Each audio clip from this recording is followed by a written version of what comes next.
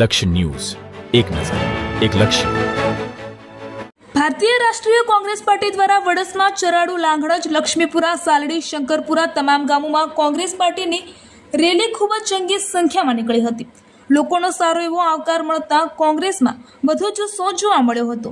23 લાંગણજ જિલ્લા પંચાયત તેમજ તાલુકા પંચાયત 29 વડસમાં સીટના બંને ઉમેદવારો જસીબેન નટુભાઈ ઠાકોર તેમજ તાલુકા સીટના ઉમેદવાર પવનબેન અશોકકુમાર ચાવડાને સમગ્ર આજુબાજુના ગામોમાંથી ખૂબ જ સારો એવો આવકાર મળી રહ્યો છે.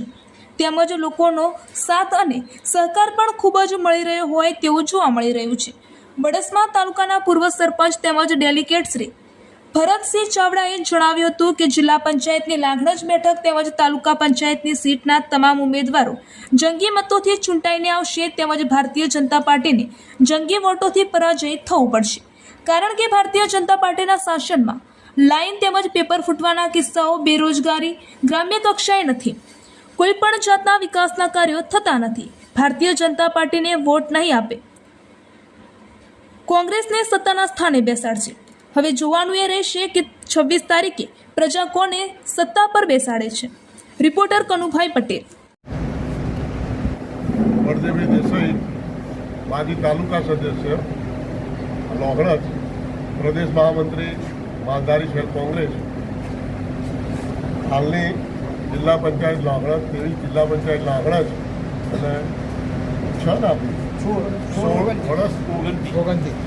29 વડસમાં અને 16 લાંગણજ, મંડાલી અને ચલુવા, આ તમામ સીટો પર અમારા જે કોંગ્રેસના ઉમેદવારો અમે ઊભા રાખેલા છે.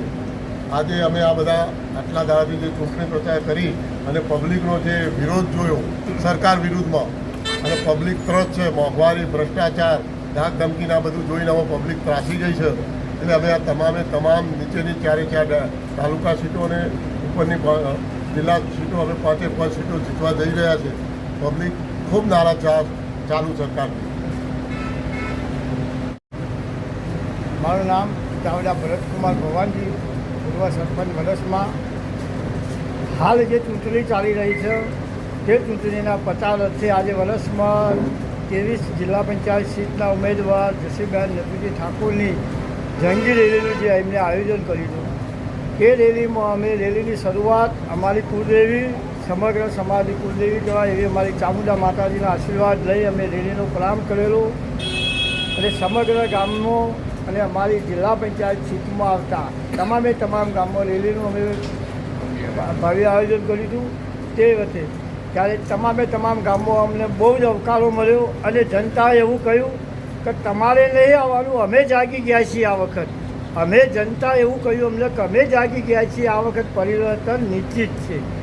સમજ લો, આ વખત કોંગ્રેસ આવે છે અને કમર જાય છે. એ અમે નહીં, જનતા જનાર્દને લક્ષ્ય બનાવી દીધેલું છે એવું અમને આશ્વાસન સમગ્ર ગામ સમગ્ર સમાજમાંથી મળી રહેલું છે. એટલે અમે અમારી રીતે એવું નક્કી કરીએ છીએ કે 29 તાલુકા પંચાયત, 16 તાલુકા પંચાયત અને 6 તાલુકા પંચાયત સીટ અને 19 તાલુકા પંચાયત સીટ, એટલે કે મંડાલી, ચલુવા, લોખરેજ અને વડસમાં 4 તાલુકા પંચાયત સીટ અને જિલ્લા પંચાયત સીટ 23 લોખરેજ, આ 5 સીટો આ વખત કોંગ્રેસ ફાઇનલ જીતે છે એવું 100% જનતા જનાર્દન કહી રહી છે. અમે જે રેલીનો આક્રોશ અને જનતાનો અવકાર જોઈ અને અમે તમામ કોંગ્રેસના કાર્યકર્તાઓ એવું આહવાન કરીએ છીએ કે આવતા સમયે અમારો વિજય નિશ્ચિત છે. જનતા જનાર્દન અમારા પંજાના નિશાન ઉપર મત આપી સમગ્ર ઉમેદવારોને વિજય બનાવવાની છે. 26 તારીખના દિવસે સત્તા પરિવર્તનનો શંખ વાગી જવાનો છે. એટલે ભીમનાથ મહાદેવની જે અહીંથી લલકાર કરીએ છીએ કે 26 તારીખે સાંજે 5 વાગે કમર પતન થવી છે અને પંજાનો ઉદય થયો છે.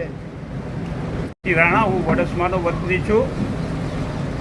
વર્તમાન સમયમાં મહેસાણા જિલ્લા ગ્રામીણ અને તાલુકા પંચાયત, જિલ્લા પંચાયત, મહાનગરપાલિકાઓની ચૂંટણી ચાલી રહી છે. ત્યારે અમારા વિસ્તારના 23 લાંગણજ મત વિસ્તારમાં જનતા જનાર્દનનો જે અમને સાથ અને સહકાર મળ્યો એ જોઈ અને આજે અમે આનંદ અને ઉત્સાહથી ભવ્ય રેલી કાઢી અને જનતા જનાર્દન પાસે કોંગ્રેસના મતો માટે માગણી કરી. તો જનતાએ સામે ચાલીને અમને સાથ આપ્યો કે હવે આજ તુમ લોગ આગે બઢો, હમ તુમ્હારે સાથ હે, અને એ સાથે જનતાએ નક્કી કર્યું અને પરિવર્તન લાવવું એ જ આપણો નિર્ધાર છે. ભાજપને ભગાવો, કોંગ્રેસ જગાવો. જય ભારત, જય માતાજી.